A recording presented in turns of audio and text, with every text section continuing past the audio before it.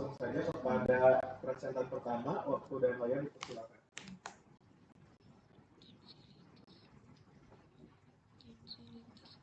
Sama.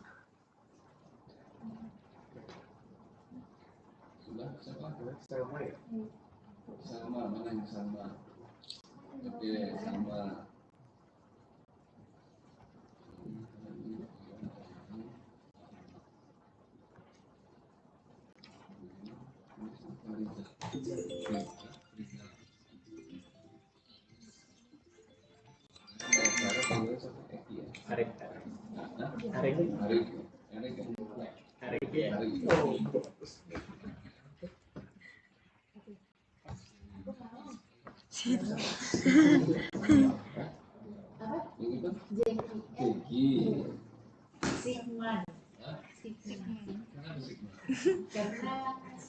GG.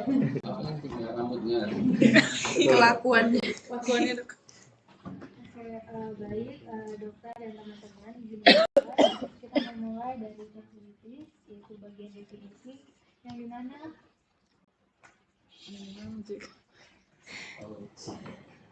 tonsillitis atau radang amandel adalah peradangan pada tonsil platina amandel yang termunculkan oleh bakteri atau virus. Nah, amandel ini merupakan dua jaringan berbentuk oval yang terdapat di bagian belakang tenggorokan, yang masing-masing itu terdiri di sisi kiri dan kanan tenggorokan. Nah, amandel ini merupakan bagian dari sistem limfatik yang berperan sebagai penghalang infeksi kuman penyakit untuk masuk ke dalam tubuh. Nah, radang amandel ini bisa ditandai dengan ciri-ciri amandel yang terlihat merah dan bengkak, tapi biasanya juga disertai dengan gejala sakit tenggorokan dan kesulitan menyerap. Kebanyakan kasus radang amandel ini yang atau yang biasa disebut akut bisa juga berlangsung disebabkan oleh reaksi kronik dan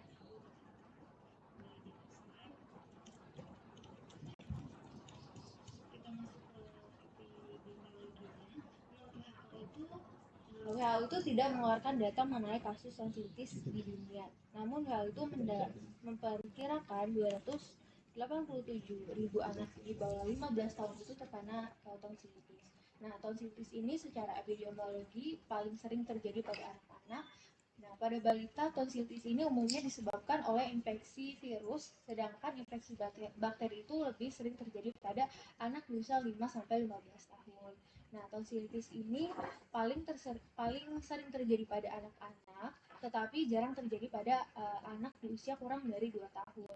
Tonsillitis juga jarang terjadi pada orang di usia yang lebih dari 40 tahun. Tonsillitis baik akut maupun kronik itu dapat terjadi pada semua umur, namun lebih sering terjadi pada anak. Faktor yang menjadi penyebab utama hal berikut adalah ISPA.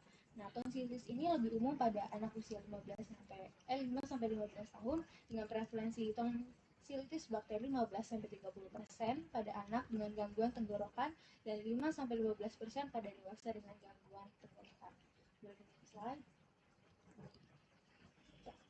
Kita masuk ke etiologi. Nah, tonsillitis ini umumnya disebabkan oleh infeksi yang dapat disebabkan oleh virus dan bakteri.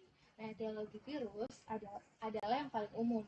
Penyebab virus ini yang paling umum biasanya adalah yang menyebabkan flu biasa, termasuk ada rhinovirus, respiratory syncytial virus, adenovirus, coronavirus. Nah, virus-virus ini biasanya jarang menyebabkan komplikasi.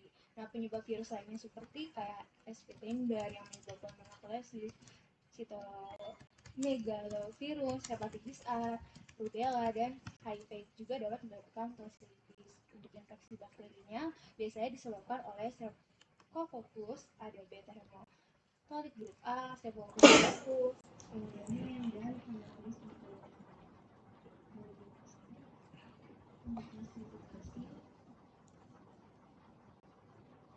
Nah, tonsillitis ini diklasifikasikan menjadi dua berdasarkan alat keluhannya, yaitu tonsillitis akut dan tonsillitis kronis. Tonsillitis akut adalah peradangan tonsillitis yang keluhannya itu dirasakan kurang dari 1 hari, sedangkan tonsillitis kronis adalah peradangan tonsil yang keluhannya itu dirasakan lebih dari 1 hari. Untuk tonsillitis akut ini, apabila pasien ada gejala yang berlangsung kurang dari 1 hari, kondisi ini termasuk dalam radang amandel akut. Nah, penyebab paling umum dari tonsillitis akut adalah infeksi virus seperti virus flu atau inflamasi.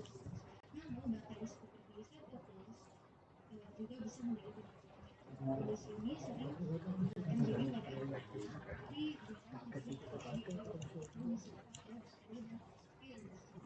yang akan disertai seperti demam, sakit tenggorokan, berasnya bau, kemudian sakit dehidrasi, janin, dehidrasi di muka, ngorok atau gagal sleep apnea, tubuh lemas dan kelelahan. Terus berikutnya dikatakan ada tonsillitis kronis adalah penyakit radang yang terjadi menahun dan berulang sehingga terjadi pembesaran ukuran amandel. Walaupun penyakit itu sudah diberi obat-obatan, apabila gejala radang amandel itu tidak kunjung reda lebih dari 10 hari, kondisi tersebut termasuk tonsillitis kronis. Nah, penderita radang amandel kronis ini mengalami gejala yang lebih seperti radang tenggorokan kronis, napas berbau tidak sedap, benjolan leher akibat pembekakan getah bening, nyeri pada rahang leher akibat pembekakan kelenjar getah bening, dan kesulitan membuka mulut.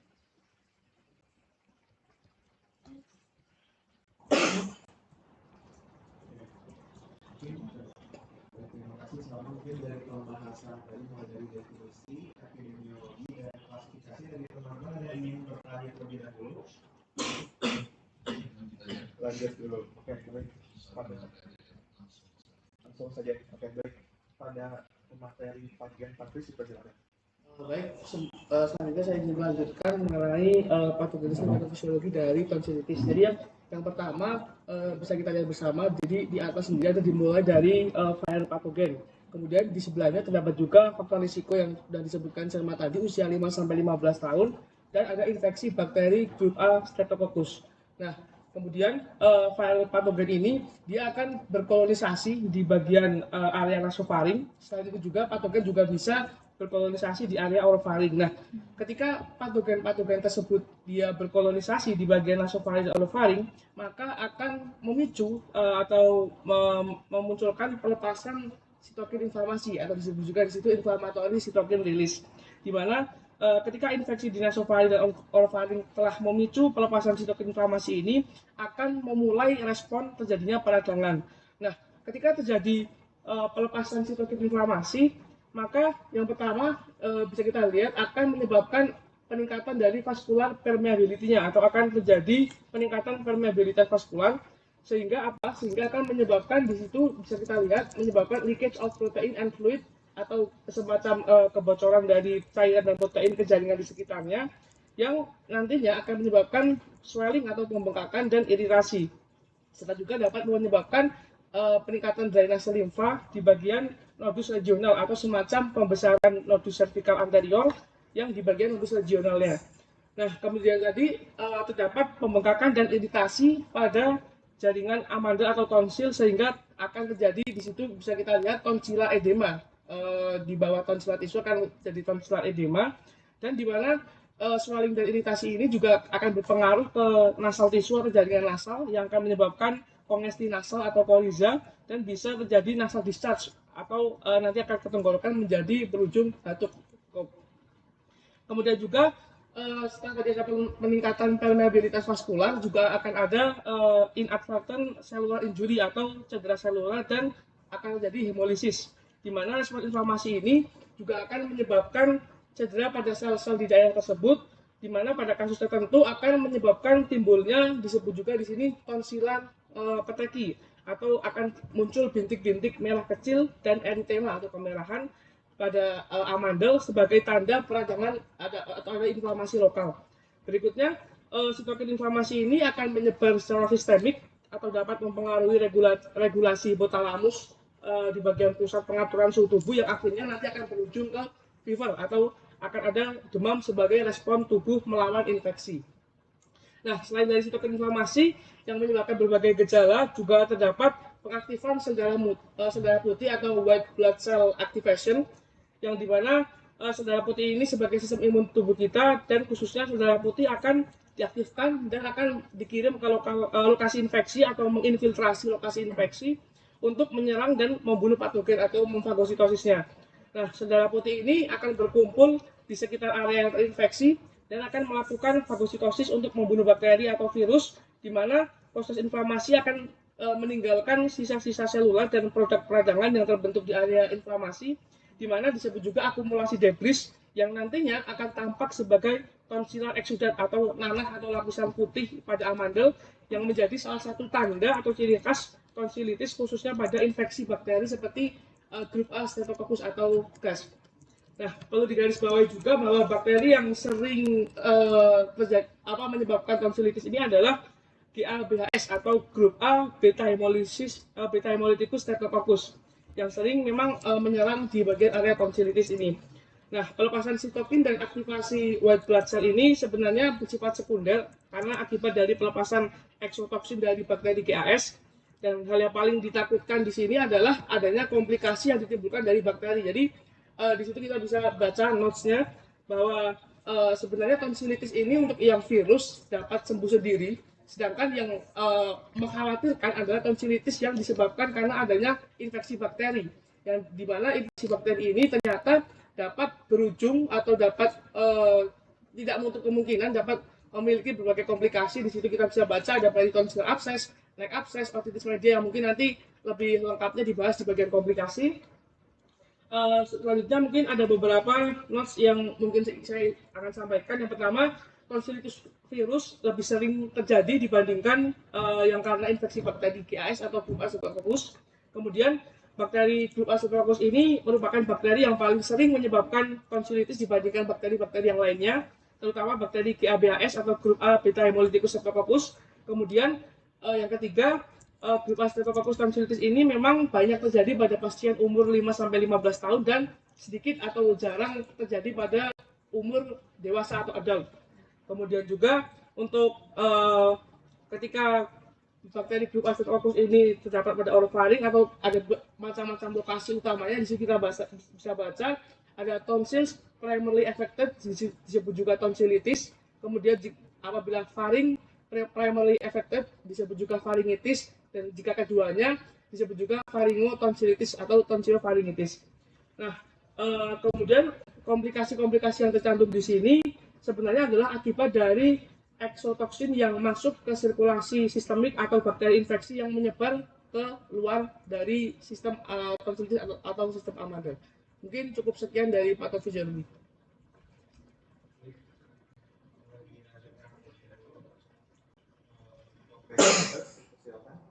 Nah, baik, selanjutnya untuk faktor resiko di sini yang pertama usia 5-15 tahun, di mana anak-anak dan remaja dalam rentang usia ini memang lebih rentan terkena tonsilitis karena sistem imun mereka mungkin masih dalam tahap perkembangan dan seringkali berinteraksi erat dengan mungkin teman-temannya ya, di sekolah atau tempat bermain, yang dimana infeksi saluran pernapasan atas terutama tonsilitis ini juga lebih sering terjadi pada kelompok usia ini yang meningkatkan resiko terjadinya radang amandel. Kemudian juga ada faktor resiko dari crowded environment atau lingkungan yang padat, kemudian ada tidak not practicing good hand hygiene atau tidak mempraktikkan kebersihan cuci tangan dengan baik. Kemudian juga faktor resiko yang selanjutnya cuaca, di mana kondisi cuaca tertentu seperti udara dingin juga dapat menjadi salah satu faktor resiko untuk timbulnya atau penyakit dari tonsilitis ini. Dan yang terakhir adalah tidak mendapatkan pengobatan yang tepat atau tidak komplit dalam konsumsi antibiotik, karena jika tonsilitis disebabkan oleh infeksi bakteri kemudian pemberian antibiotik yang tidak tuntas, maka akan dapat menyebabkan infeksi tidak sepenuhnya sembuh dan dapat kambuh kembali atau juga bisa dapat bakterinya bersifat resisten. Mungkin selanjutnya boleh di next slide. Saya kembalikan ke moderator.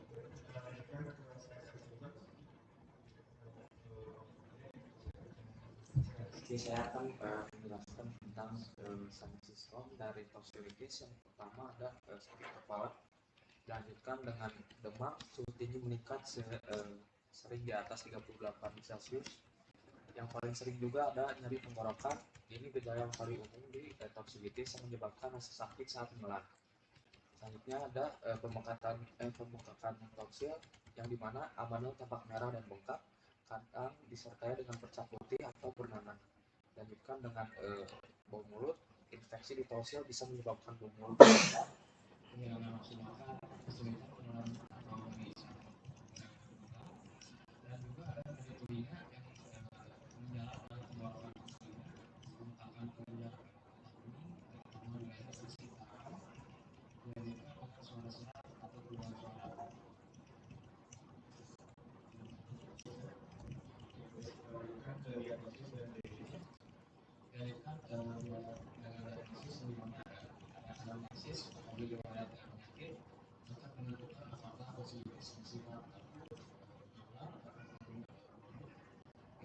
durasi peredaran seperti yang dilakukan misalnya demam serta kelembapan pada anak seperti catur Dilanjutkan dengan pemeriksaan fisik yang dimana pemeriksaan ini banyak ya.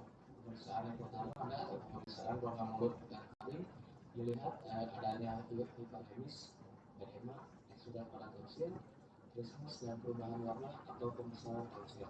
Dilanjutkan dengan pemeriksaan kelenjar getah bening, laba kelenjar getah bening dan servikal untuk melihat pembengkakan dan nyeri tekanan di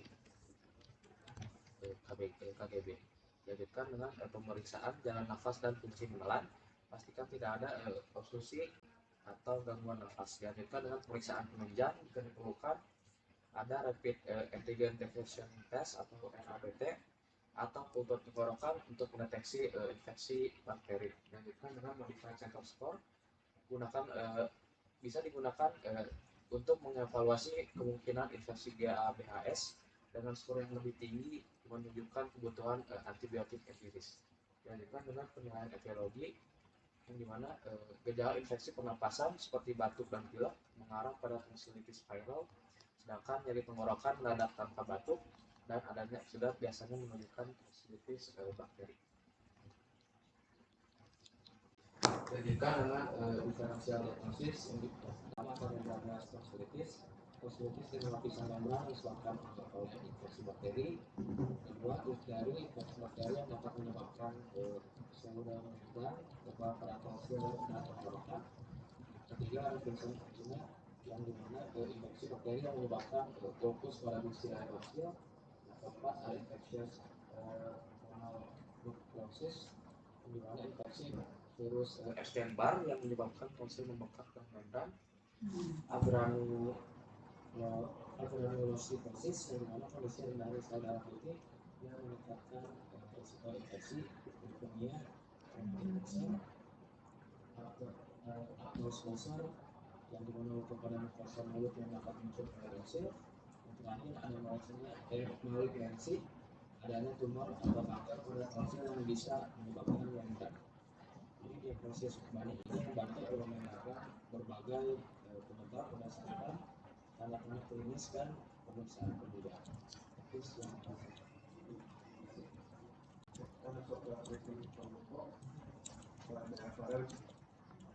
Oke, jadi saya akan menjelaskan mengenai treatment farmako dari tonsillitis sendiri. Boleh di next slide.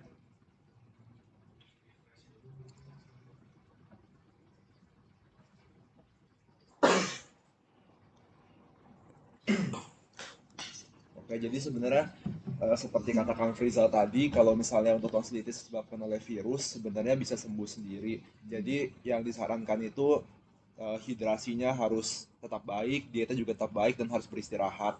Tapi jika memang gejalanya berat, dapat diberikan analgesik atau antivirus. Terus juga sesuai gejalanya kita mungkin bisa memberi kayak obat untuk menangani gejalanya. Misalnya kalau misalnya demam, kita bisa memberikan paracetamol yang bekerja dengan menghambat enzim siklooksigenase dan mengurangi produksi prostaglandin sehingga menurunkan rasa sakit dan demam. Terus kalau misalnya untuk peradangan, kita juga bisa memberikan ibuprofen yang menghambat COX-1 dan COX-2 untuk menekan peradangan. Terus untuk farmakokinetiknya sendiri dari kedua obat ini, absorpsinya itu cepat di saluran cerna dan distribusi luas termasuk ke otak, ekskresinya melalui ginjal dalam bentuk metabolit. Untuk onsetnya sendiri, kalau untuk paracetamol mulai bekerja dalam 30 menit, sedangkan ibuprofen itu dalam 15-30 menit. Terus durasi kerjanya, kalau untuk paracetamol 4-6 jam, sementara untuk ibuprofen itu 6-8 jam. Nah, boleh di next mungkin. Terus ini tuh untuk tonsillitis yang disebabkan oleh bakteri. Jadi biasanya tuh ada bisa diberikan obat antibiotik yang cukup banyak jenisnya. Terus juga bisa diberikan antipiretik dan obat kumur yang mengandung disinfektan. Jadi untuk antibiotik sendiri, farmakodinamika itu bekerja dengan menghambat sintesis dari dinding sel bakteri, yaitu mengikat protein, pengikat penisilin, dan mencegah pembentukan peptidoglikan dalam dinding sel. Untuk farmakokinetiknya itu, absorpsi oral cukup baik dengan ketersediaan hayati 75-90% dan metabolisme terjadi di hati, sementara yang utama melalui ginjal. Biasa onsetnya itu mulai bekerja dalam waktu 1-2 jam, setelah pemberian. Terus durasi kerjanya sekitar 8 jam dengan dosis biasanya diberikan 2-3 kali sehari. Terus juga sebenarnya ada kelas obat ketiga yaitu kortikosteroid yang sebenarnya fungsinya itu untuk meredakan gejala seperti nyeri, pembengkakan, dan kesulitan menelan. Nah, untuk kortikosteroid ini sendiri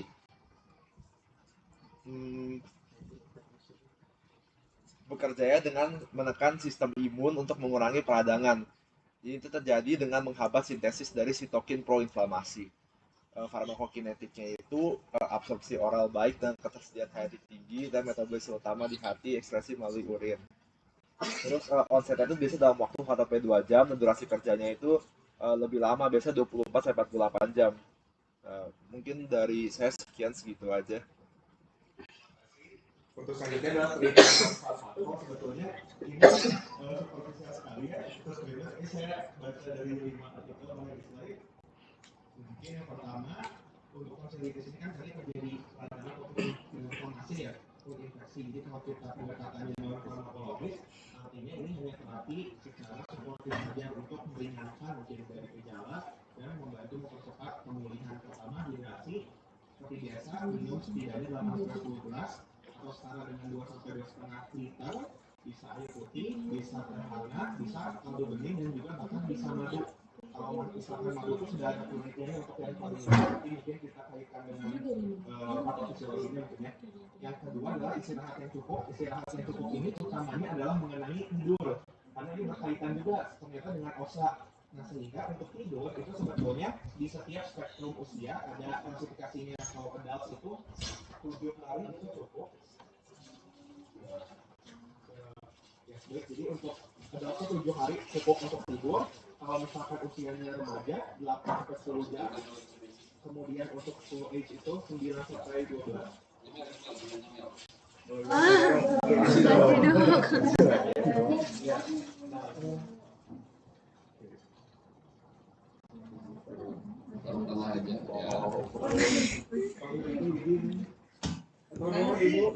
Makasih Bu, makasih Dok.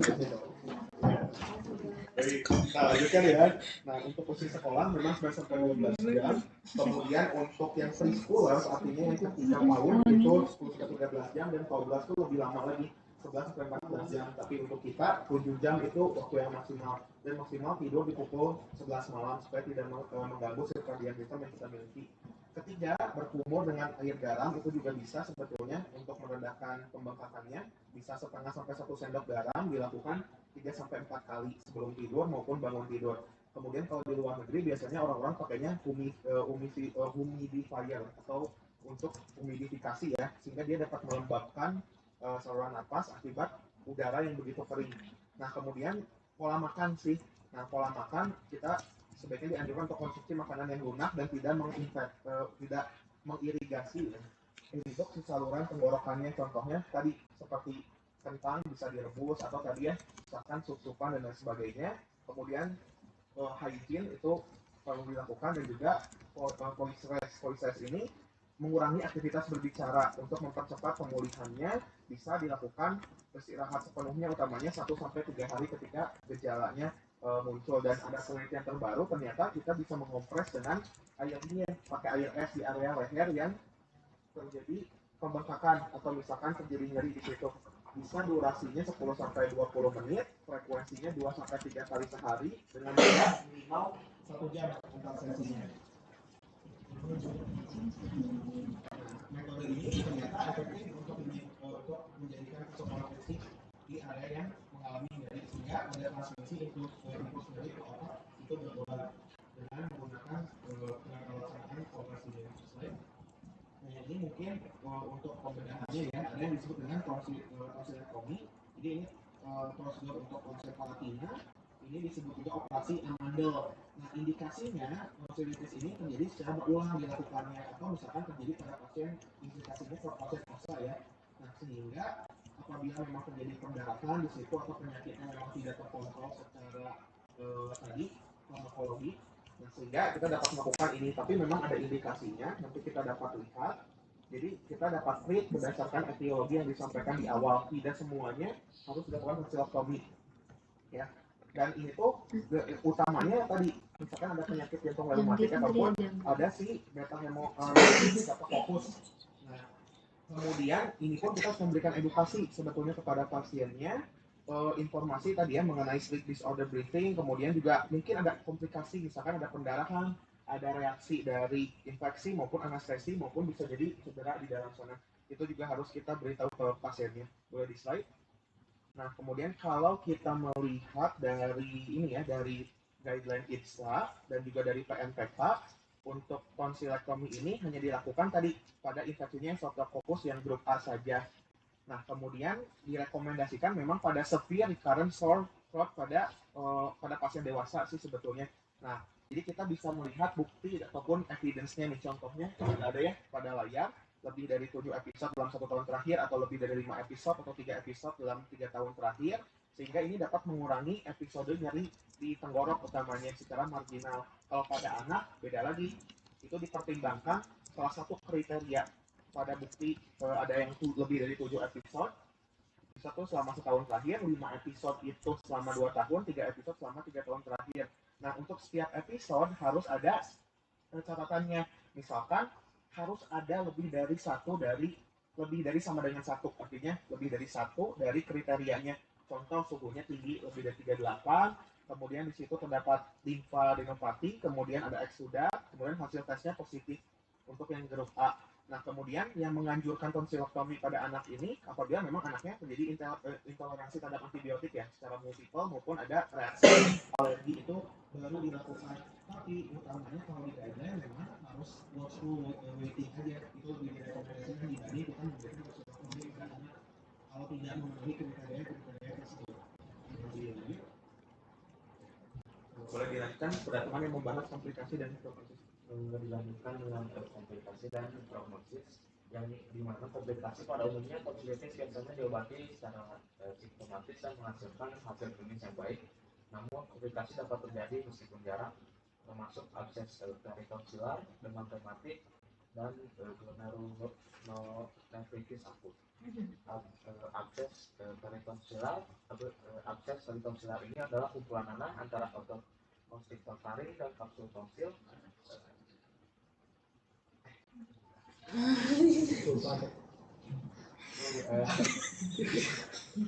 dengan gejala tonsilitis sering mendahului munculnya abses, tetapi ini tidak berarti penyebab langsung.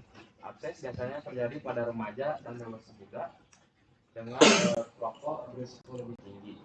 Yang ini juga sering bersifat polikroba dan respon baik terhadap kombinasi antibiotik, steroid, dan drainase. Demam rematik dan penyakit jantung rematik ini tonsillitis akut yang disebabkan oleh Staphylococcus beta hemolystis grup A dapat menyebabkan demam rematik dan penyakit jantung rematik. Demam rematik ini adalah penyakit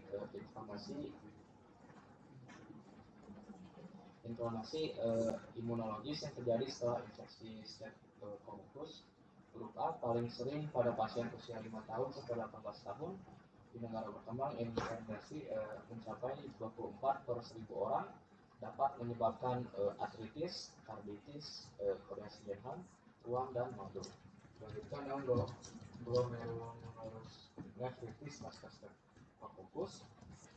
Ini adalah gangguan imun yang terjadi setelah infeksi Staphylococcus grup A.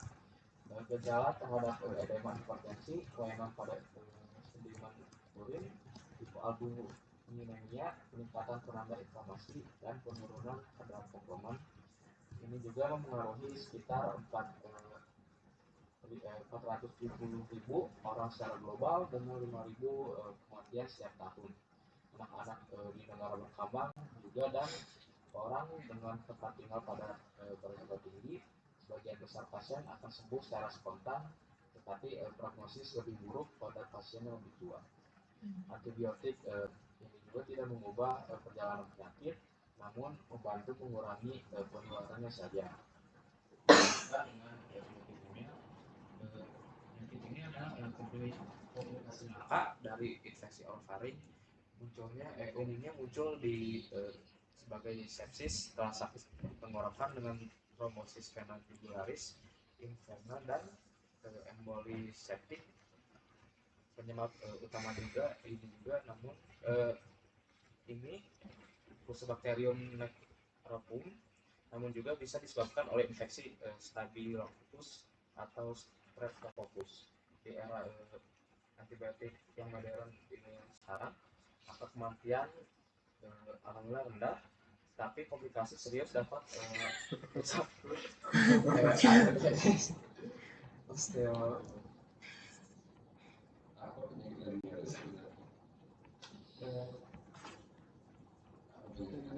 penyakit ini komplikasi langka di dari infeksi orofaring. Gejalanya Mungkin kayak kalau di Indonesia tuh yang susah ngeja itu masuk bagian ya, yang susah ngeja. Gak jadi dong. Penyakit Lemia. Salah.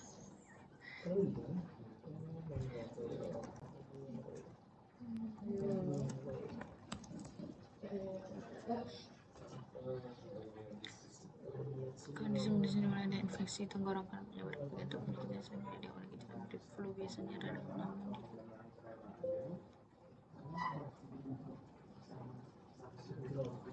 membengkakan kini.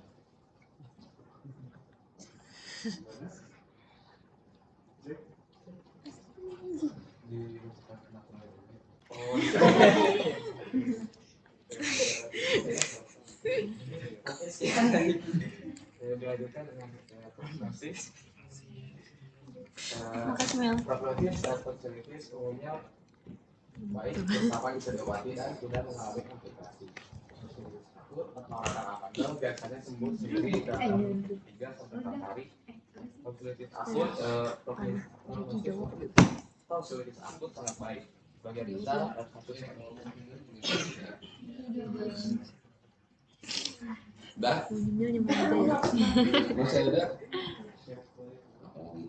Ini prognosis dok.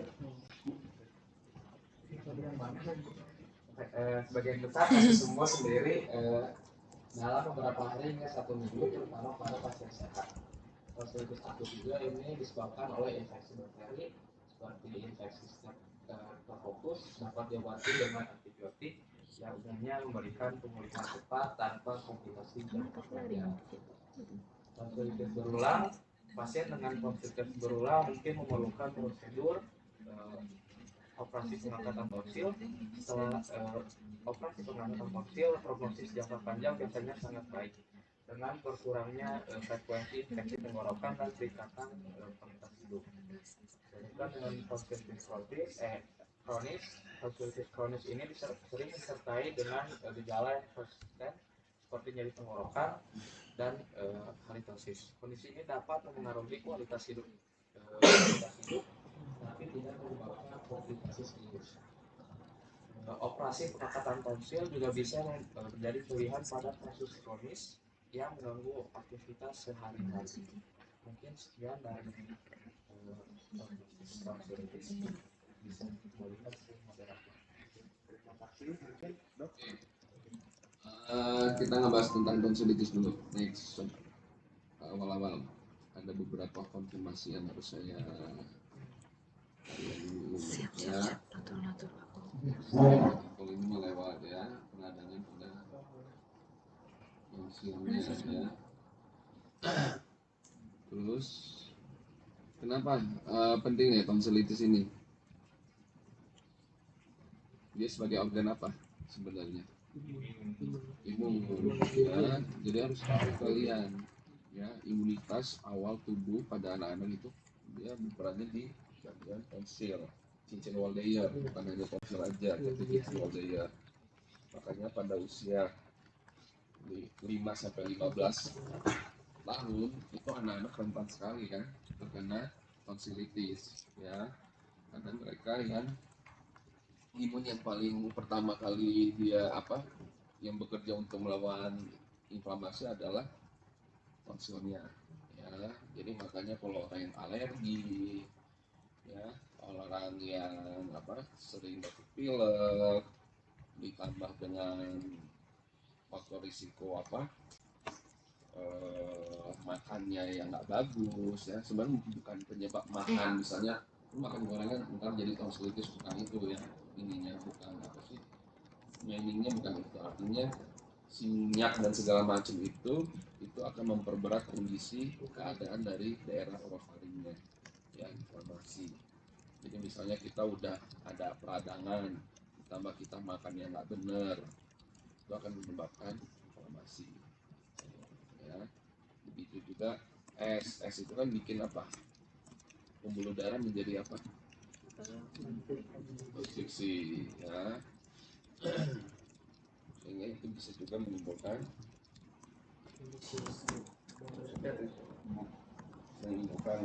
faktor risiko terjadinya konstriksi. Jadi hanya makanan itu sebagai faktor risiko, bukan etiologi ya. Oke, next. Epidemiologi mah baca sendiri ya. Next. Epidemiologi oke, yang paling sering memang virus ya. Flora normal di orofaring apa? Flora normal. Yang emang udah di Bagus ya. Di dalam mulut kita itu memang sudah ada kuman sebenarnya gitu ya, cuma tinggal kumannya dalam koloni yang berapa banyak gitu. Kalau misalnya orang higien kita buruk begitu, kita punya riwayat batuk pilek berulang, otomatis kan si bakteri flora normal kita bisa berkembang biak lebih banyak sehingga menimbulkan infeksi ya. Atau orang yang sering kumur-kumur juga, kumur-kumur antiseptik ya terutama, atau dia sering minum permen yang ada antibiotik itu diproses diproses itu kan itu ada antibiotik dan itu nggak boleh itu sering-sering makan itu karena itu akan membunuh flora normal yang ada di dalam mulut, sehingga bakteri-bakteri yang bukan ada di dalam mulut bisa masuk ya. Itu bisa menyebabkan infeksi juga ya. Next, klasifikasi. Oke, tonsilitis akut. Tonsilitis kronis gejalanya lebih ke arah mana sebenarnya? Nah, exudate itu pasti acute kalau ada exudate. Kalau dendritus beda ya, harus beda antara dendritus dan exudate. Kalau misalnya dendritus humpul lagi. Dendritus aja itu belum tentu dia ada infeksi ya, karena dendritus kan isinya sisa-sisa makanan dan juga bakteri-bakteri yang sudah mati. Nah, exudat itu biasanya akut ya, artinya ada sekret yang purulen atau dia bisa mengingat di daerah yang terdapat dendritus gitu ya. Jadi tonsilitis kronis itu dari pemeriksaan fisik ya bisa ada dendritus, bisa juga tidak sebenarnya, dan lebih dominan pasien mengeluhkan rasa mengganjal di tenggorokan ya, itu rasa mengganjal dan napas yang tidak sedap ya, itu tonsilitis kronis. Makanya kalau misalnya pasien datang ke klinik puskesmas, kalian lihat dulu dia akut atau kronik nih si pasiennya ya. Biasanya pasien nggak nyaman di tenggorokan. Kalau misalnya dia kronik nih, udah dok nggak nyaman, rasa ngeganjal terus dok di tenggorokan, begitu nafas itu jadi nggak sedap dok. Terus kalian pemeriksaan fisik, lihat orofaring, ternyata amandelnya besar ya. Nah itu kalian anamnesis, sudah berapa kali kejadian. Jadi waktu ya, pada saat anamnesis itu waktunya itu harus tahu. Jadi anamnesis nyeri menelan, riwayat nyeri menelan kalau dia datangnya kronik ya, riwayat nyeri menelannya dalam setahun ini sudah berapa kali kan nyeri menelan berulang. menurut kriteria Parades tadi, kalau dalam 1 tahun dia berulang kalau lebih dari atau sama dengan berapa kali dalam setahun? 7. Nah, kalau misalnya kalian mendapatkan amnesis udah sering banget, udah lebih dari 7 kali, itu kalian bisa merujuk ke TKP. Itu nanti kapan kalian akan merujuk, kapan tidak, itu di situ ada atas. Kalau kalian tahu indikasi harus dilakukan tindakan. Bener nggak tadi ini? Ya. Kalau kronik itu setahun lebih dari ini ya. Kalau apa? Oh, kronik lebih dari. Ya itu apa sih yang nyeri telinga kan? Boleh kontrol ke saya, boleh. Seminggu depan. Lebih dari 10 hari. Ya. Oke. Ya, oke.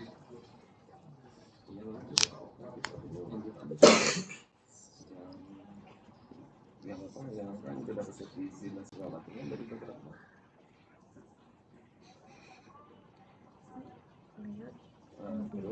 Terus apa lagi? Oh, obat pileknya. Mas kalian di sini aja, di bawahnya kita saling melengkapi.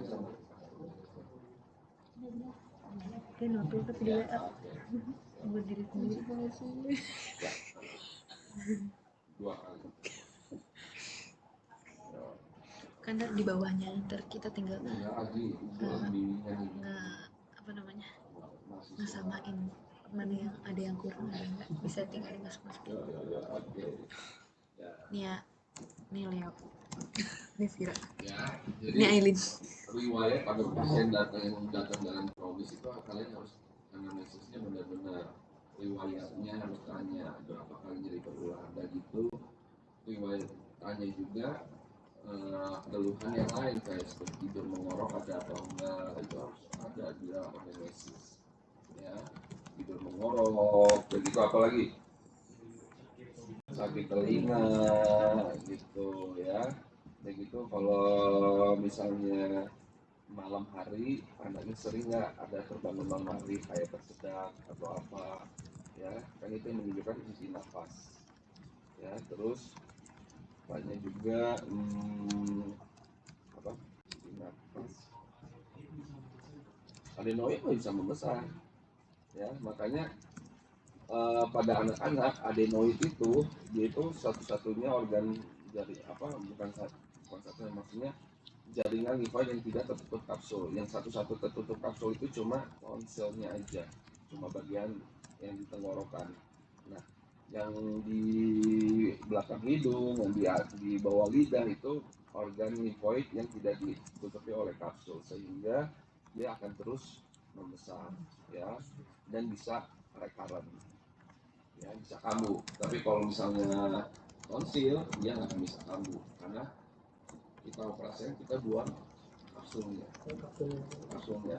itu kan apa si kapsul tonsil itu kan membungkusi si organ tonsilnya, sehingga kalau kita ambil seluruhnya dia nggak akan kambuh. Tapi kalau adenoid itu kalau kita operasi kita kuret, kalau alerginya kuat banget dan gitu alerginya nggak kita obati dengan baik dan benar, otomatis pasti dia akan kembali pada usia rentang 5-15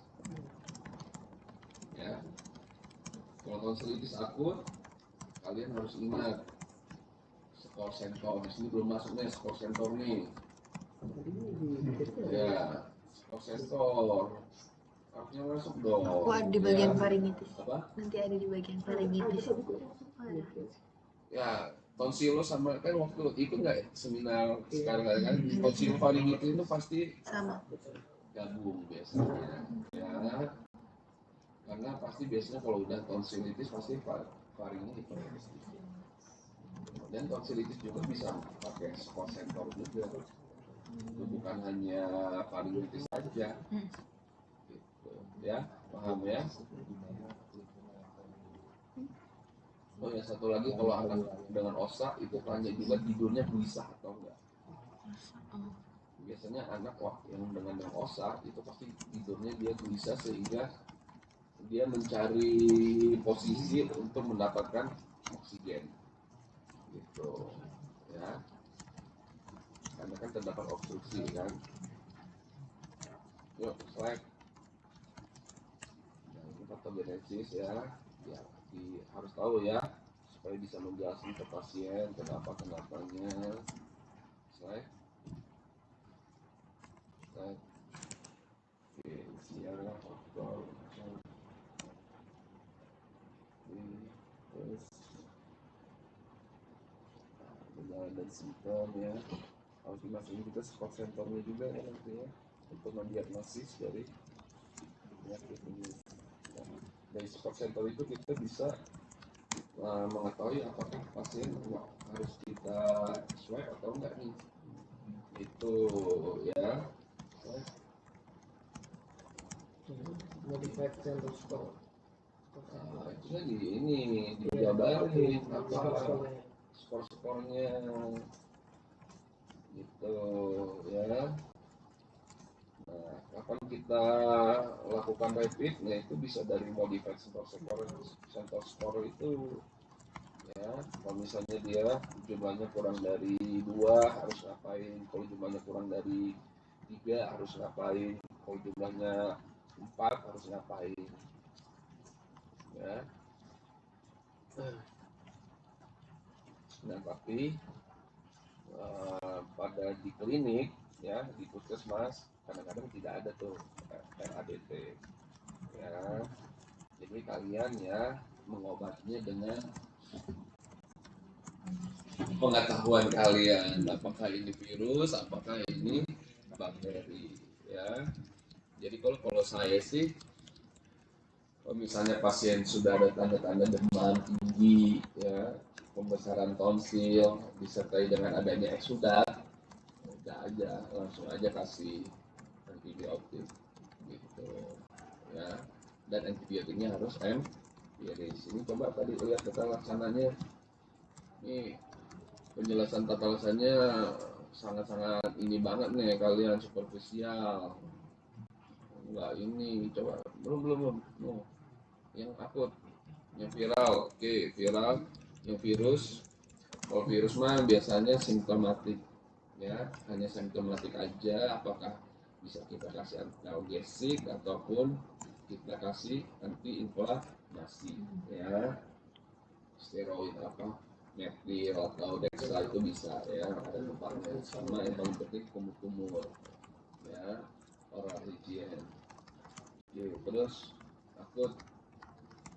Nah, akut ini antibiotiknya bukan hanya penisilin ya. Cari lagi kalian ya tentang bakteri ya. Ini penisilin ini emang empiris yang lini pertama. Itu golongan penisilin. Contohnya apa? Amoxicillin dan amoxicillin dan amoxiclav. Sekarang itu amoxicillin itu biasanya ini dengan amoxiclav, asam claviculana ya. Itu masih ada tempatnya ya, lini pertama. Tapi kalau misalnya dia alergi, lini keduanya apa? Nah ini nggak jelas nih. Kalau sporin generasi ke berapa? Cephalosporin kan ada 5 generasi. Ada berapa generasi cephalosporin yang masih bisa masuk ke sini? Cephalosporin berapa? Yang pasti sih jangan terlalu tinggi-tinggi.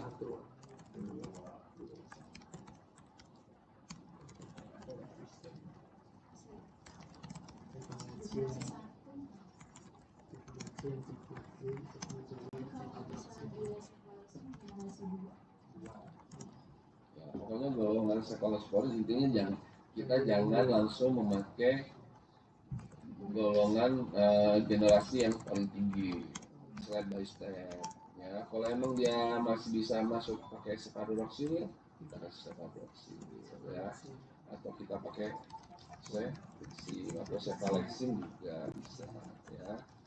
Gitu. Jangan langsung ini generasi yang tertinggi. Terus kalau misalnya cephalosporin nggak ada atau alergi, apalagi golongan quinolone atau makrolat. Ya, makrolat itu azitromisin dan klaritromisin itu masih bisa masuk. Eritromisin masih bisa. Ya, obat-obat itu lini-lininya cari belajar nih. Lini pertama apa, lini kedua apa, lini ketiga apa, dosisnya kalian belajarin ya.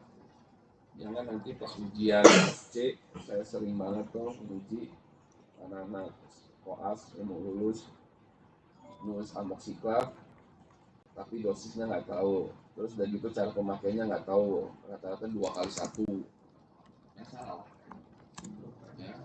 Jadi yang kalian tekankan mumpung kalian masih mahasiswa adalah yaitu terapinya, obatnya berapa miligram, persediaannya berapa miligram yang ada di apa di Indonesia.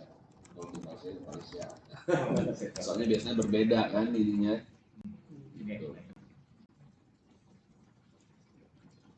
Ya, paham ya? Jadi PR-nya apa? Cari pengobatan dosis dari beberapa ini antibiotik ya untuk tonsillitis. Oke, sok lanjut.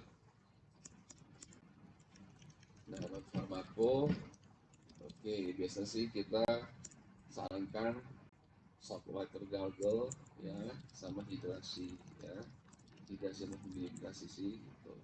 Ya, sama diet. Ya, diet kalau misalnya dia masih nyeri banget, jangan kalian langsung kasih makanan yang keras. Ya, justru kasih makanan yang lembek-lembek dulu. Namanya apa? Amandel ya. Kalangan amandel itu kita konsumsi gizinya spektrumnya step by step. Jangan langsung nasi terus, bubur dulu, macam-macam. Dia udah enakan baru boleh nasi tim atau baru nasi ya.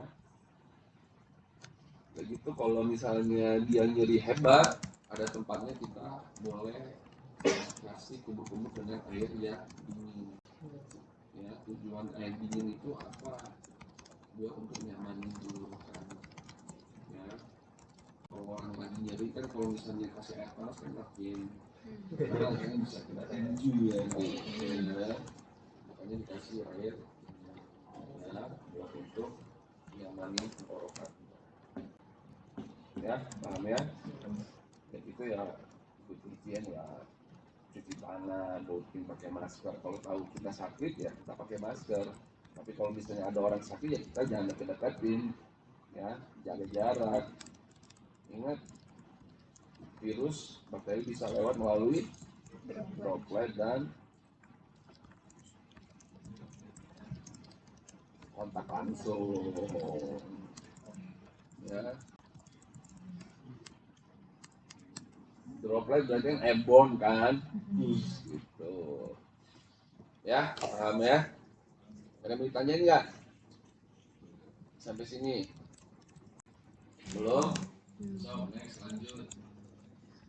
Nah, tadi nah ini konsultomi kalian mungkin nggak perlu ya tahu teknik-tekniknya, ini mah ngapain ini ya, ini mah udah fokusnya orang THT ini ya.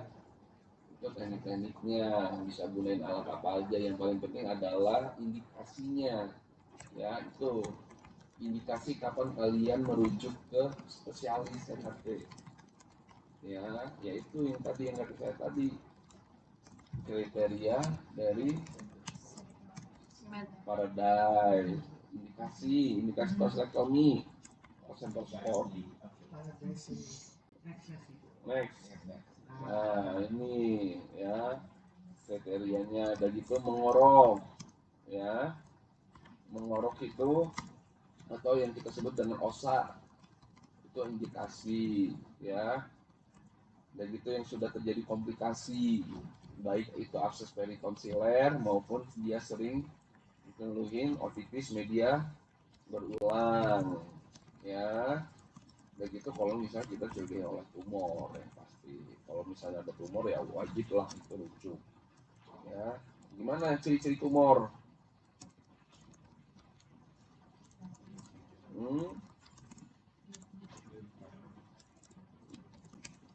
biasanya kalau tumor pada amandel itu dia unilateral, nggak satu sisi biasanya, ya. Dan itu permukaannya tidak rata biasanya, berbeda dengan yang kronik, ya. Yang kripta melebar dan segala macam, itu permukaan berbenjol-benjol biasanya, dan kadang mudah berdarah, ya, kalau dia curiga ganas. Tapi kalau dia jinak biasanya nggak mudah berdarah, tapi bentuknya berbenjol-benjol bronjol lah pokoknya. Karena itu harus ada indikasi kalian untuk ke THP, ya. Next. Dan untuk komplikasi yang harus kalian ngerti adalah tentang akses peritonsillet. Itu wajib harus kalian pahamin, ya. Ini cuma superficial banget sih Zaki jelasinnya tentang akses peritonsillet. Next. Harusnya akses peritonsillet harus kalian pahami, ya. Oke. Sama satu lagi yang harus kalian tahu tentang tonsilitis, bukan hanya semata bakteri Streptococcus saja, tapi kalian harus tahu tentang difteri. Nggak tahu Malaysia masih ada nggak difteri ya? Masih ada, ya. Dan pernah konflik pada tahun 2019 kalau tidak salah. Ya. Kenapa bisa terjadi difteri? Belum baca ya. Fokusnya cuma tonsilitis saja ya. Kan kalau misalnya tonsilitis kan seluruhnya. Apapun tentang tonsilitis harus kalian tahu. Ya, kan ada yang disebabkan oleh difteri, ya kan? Belum nanti saya tanya tonsilitis yang disebabkan oleh penyakit granulomatosis, tonsilitis yang diakibatkan dengan penyakit Stevens-Johnson syndrome, leukemia, ya, itu bisa nyebabin tonsilitis semua itu, ya.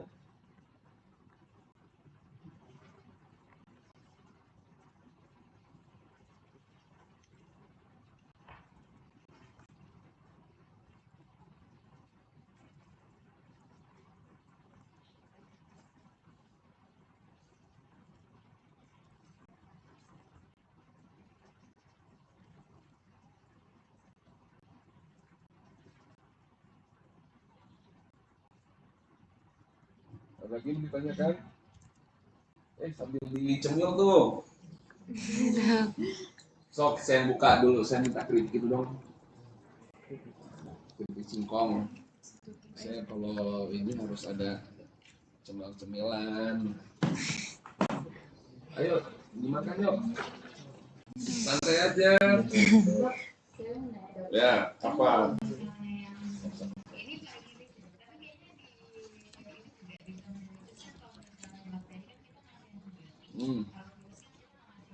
Ya.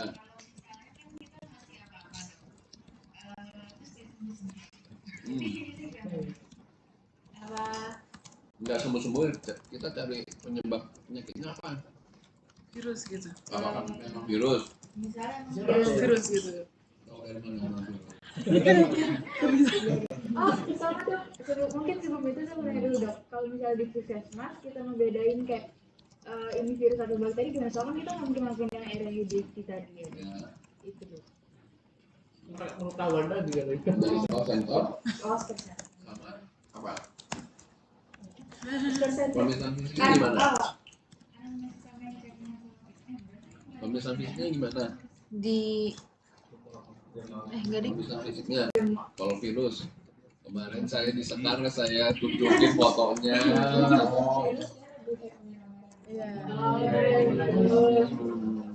Dia lebih premis LM gitu. Kalau apa virus? Kalau virus merah-merah doang. Kalau misalnya dok, udah fix nih dok dia virus, kita ngasih obat kan dok, kayak paling ngasih yang kayak NSAID atau buat adjunctive obatnya, ada supporting obatnya. Tapi dia nggak sembuh juga. biasanya kalau virus nggak sembuh itu kita cari tahu dulu apakah ada penyakit yang lain, makanya apakah ada leukemia ya, leukemia sekarang sindrom ya, kalau sebenarnya jelas ya ada apa sih istilahnya, apakah dia ada penyakit ini sifilis, itu bisa bikin ini loh, bisa bikin tonsilitis gitu. Jadi banyak loh berbagai penyebab. Ya kalau ada yang mau batagor ambil aja.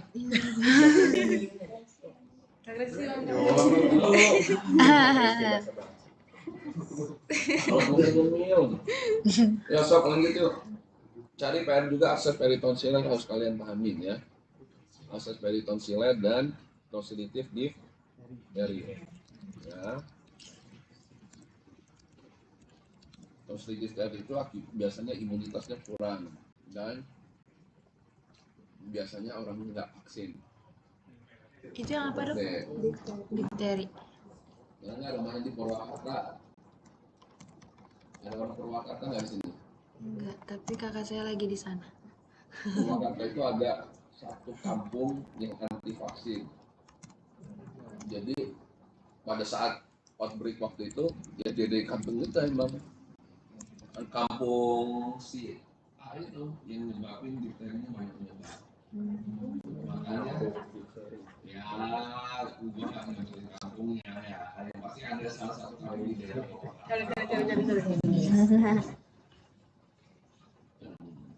Iya lagi bakteri. ada yang anti vaksin biasanya. Tadi selain anti vaksin apa lagi? Biasanya Ada ngomong seksual lagi. Tadi adalah riwayat imunisasi teman penting. Hanya hasilnya di imunisasinya gimana. Kedua Ya nyebar. adalah tetangga sekitar. Ada nggak penyakit yang sama kayak dia? Karena namanya difteri itu kan penyebarannya lewat apa? Lewat airborne. Makanya kita kalau ada orang difteri kita nggak pakai masker, wajib pakai masker. Pakai masker, pakai baju biasanya. Dulu saya operasi difteri, tracheostomi harus pakai kayak baju planet.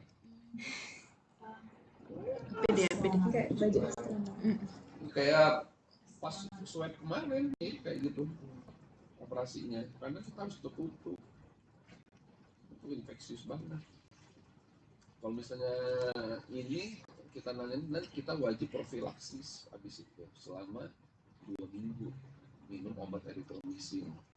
Walaupun kita nggak sakit, tapi kita wajib profilaksis. Ya.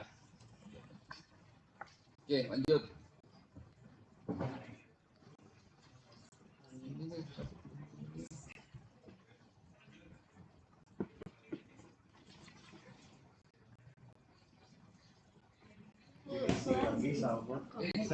Kalau mau ya di plastik tuh. Oh iya. Mangga kan Rizky, mangga kan Rizky.